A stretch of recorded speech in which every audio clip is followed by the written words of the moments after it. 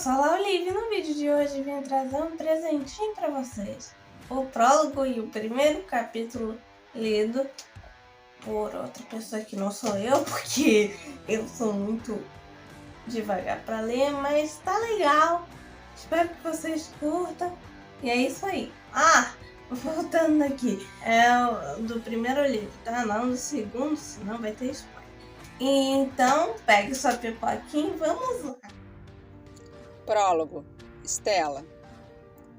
Eu e John gostávamos de passear as raras folgas dele à beira do lago. Apesar de muito frio, era silencioso e vazio, já que ninguém se atrevia a sair da temperatura artificialmente perfeita da cidade.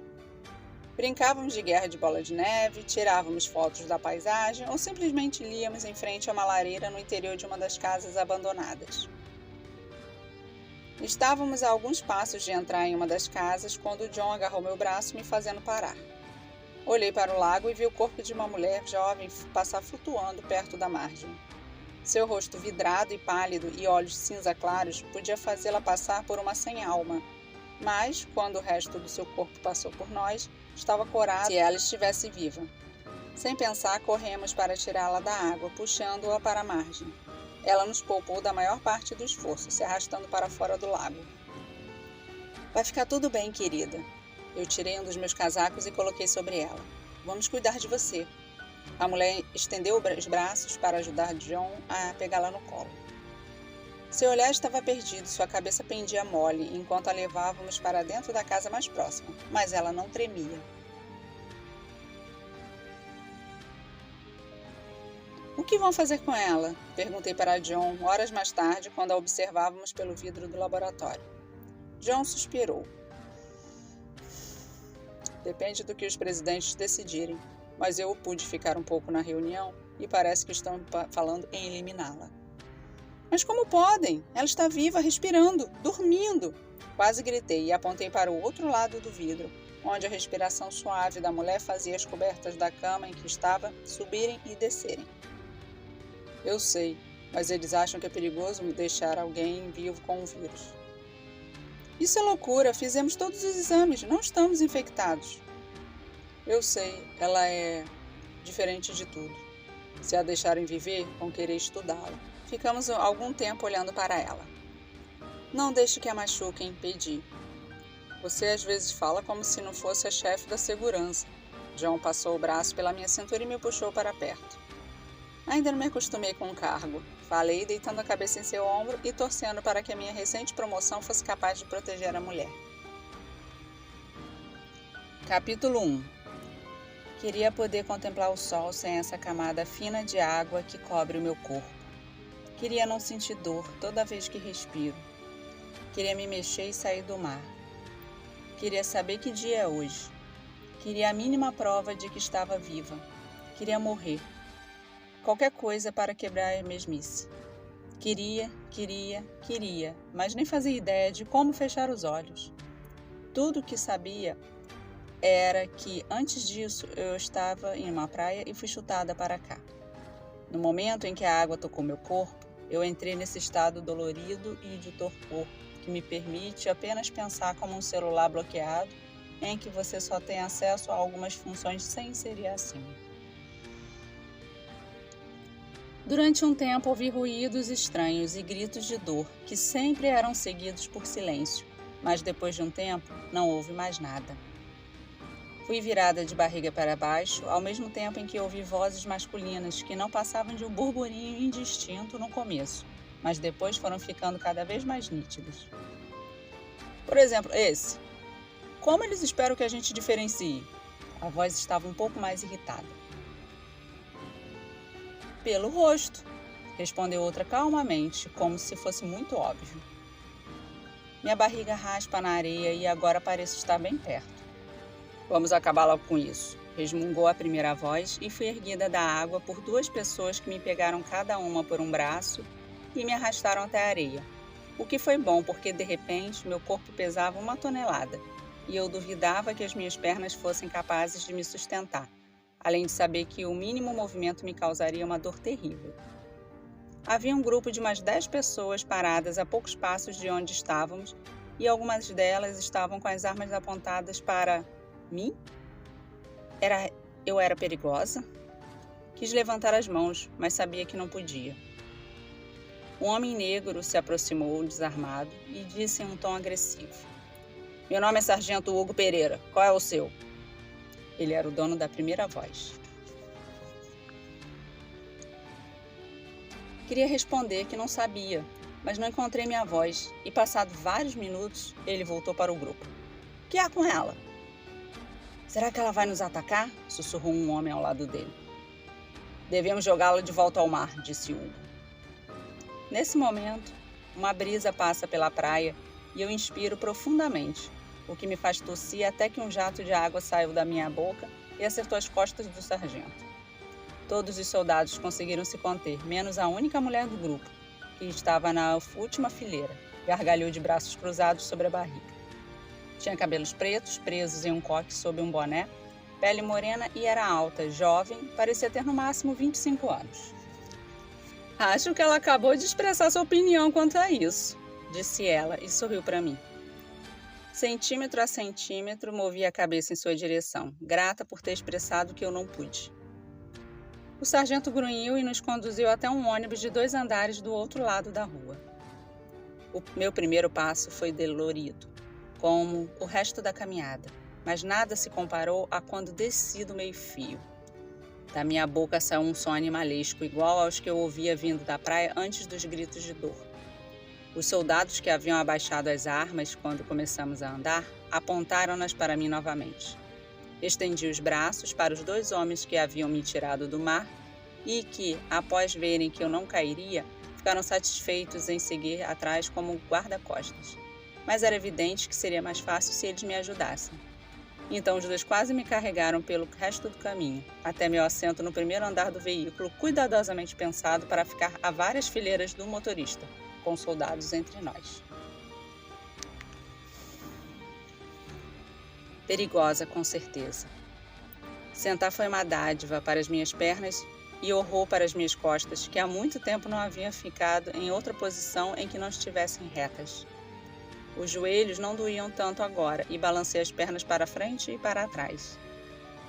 Percebi que estava calçando um sapato branco pipitu de salto baixo e que minha pele era clara. Meus olhos foram dos pés para o colo e se depararam com um vestido rosa escuro rodado e sem mangas. Olhei pela janela por algum tempo.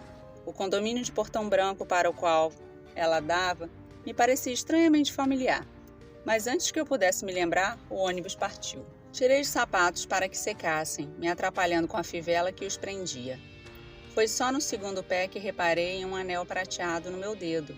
Tirei-o rapidamente e olhei dentro. Nenhum nome. Recostei-me frustrada. Por que não podia ser um anel de noivado ou uma aliança? A resposta veio na mesma hora. Porque eu sou menor de idade. A animação fez com que eu fosse bruscamente para frente, deixando vários soldados em alerta. Repus o anel no dedo e recostei-me outra vez. Eu precisava pensar. Por que não me lembrava de nada? Por que foi jogada no mar? Por que estava sendo levada pelo exército? E por que tinham medo de mim? Devido ao dedo em que o anel estava, só podia ser de compromisso, o que me deixava com no mínimo 15 e no máximo 17 anos. Fui jogada no mar, com roupa de sair, mas sem bolsa, sem contar a reação paralisante quando a água tocou meu corpo e a perda de memória. Então, muito lentamente, uma teoria se formou na minha cabeça. Eu estava indo ou voltando de algum lugar e fui assaltada e jogada no mar pelos criminosos. Mas isso não explicava por que estava sendo levada por militares que se encolhiam cada vez que eu me mexia. Dor de cabeça? Abri os olhos, surpresa por alguém estar falando comigo. Era a mulher que sorrira para mim. Estava em pé no corredor, inclinada na minha direção, e o ônibus todo parecia vigiá-la discretamente. Ah, não! Percebi que estava massageando as têmporas e deixei minhas mãos caírem no colo. Só pensando.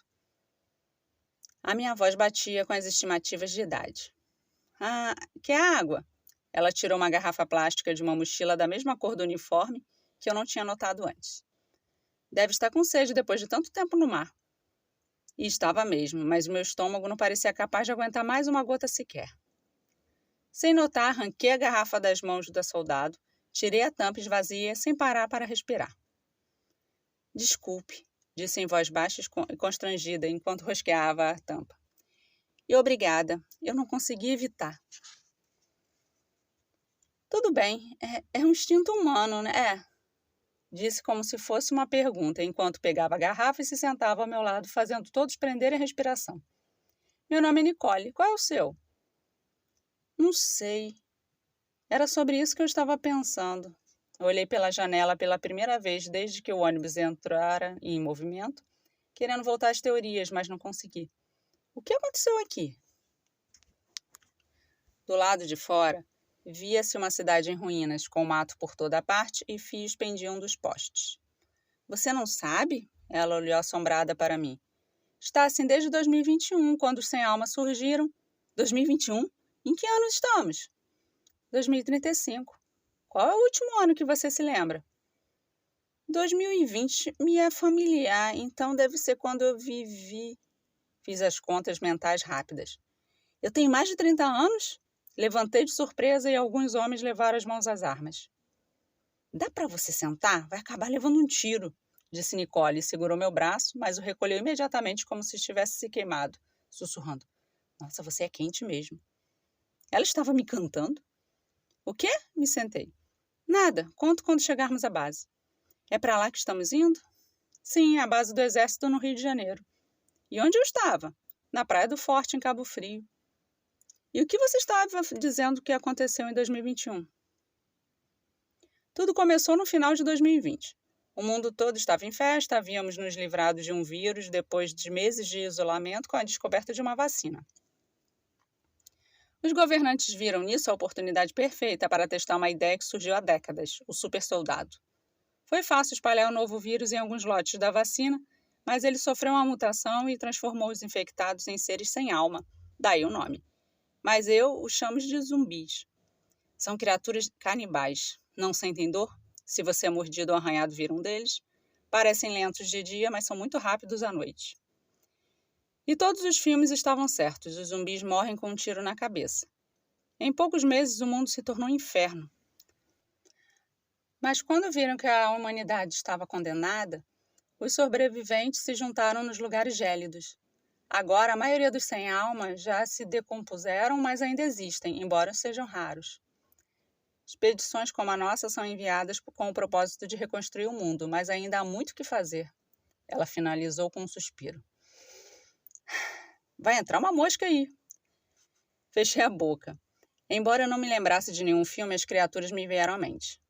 Você não se lembra de nada mesmo? Perguntou ela, se ajeitando no assento para ficar de frente para mim. Não, só que não tenho 30 anos. Ela encolheu os ombros. No máximo 16. Também acho. Ei, como vocês me encontraram? Parecia que estavam me esperando. Tudo que posso dizer agora, sem me causar problemas, é que foram ordens da última cidade humana. Mudei rapidamente de assunto e contei sobre minha teoria de como fui parar no mar. Ela ouviu muito quieta e, embora tentasse esconder, dava para ver que achava pouco provável. Para falar a verdade, eu também. Depois da história que me contaram, o assalto parecia uma coisa banal. Mas que outra explicação poderia haver?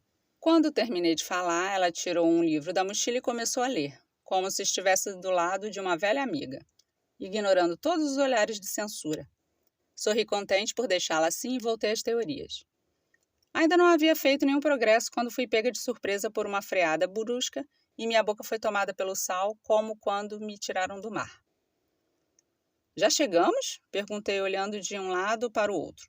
Todos à nossa volta estavam desembarcando de forma rápida e ordenada. Não, vamos buscar outro... Apenas olhe. Temendo causar problemas para ela, se exigisse uma explicação coerente, virei-me para a janela. Através do vidro fumê, via-se uma lagoa rodeada por uma faixa de areia e o grupo de soldados na beira da água. Estávamos na lagoa de Emboacica, em Macaé. O que... Acho que deveríamos subir para termos uma visão melhor, disse Nicole, levantando-se e indo para a escada na parte de trás do ônibus. Olhei hesitante. Você vai perder, vamos.